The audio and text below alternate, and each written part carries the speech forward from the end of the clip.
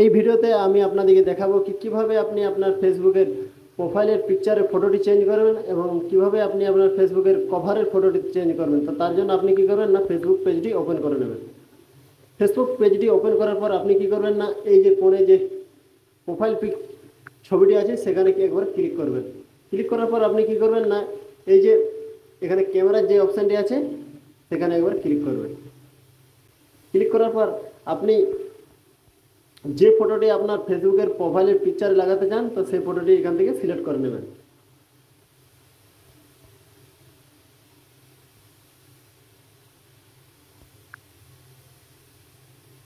ফটোটি সিলেক্ট করার পর আপনি কি করবেন না, এই যে কোণে এই অপশানটি দেখতে পাচ্ছেন এখানে ক্লিক করে আপনি ফটোটিকে জুম ইন জুম আউট করে ফটোটিকে অ্যাডজাস্ট করে নেবেন। ফটোটিকে অ্যাডজাস্ট করার পর আপনি কি করবেন না, এই যে উপরে ডান যেখানে লেখা আছে তার উপরে একবার ক্লিক করবেন।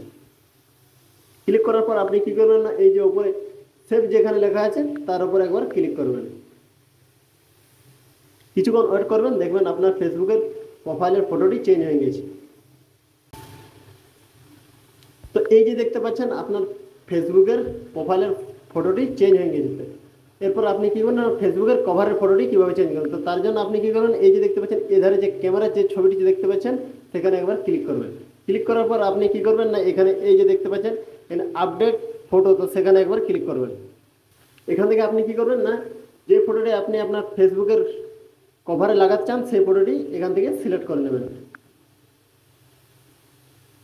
ফটোটি সিলেক্ট করার পর আপনি কি করবেন না, এই যে উপরে সেভ যেখানে লেখা আছে তার উপর একবার ক্লিক করবেন।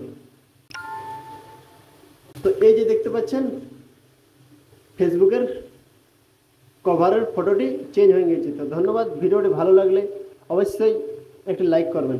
ধন্যবাদ বন্ধুরা।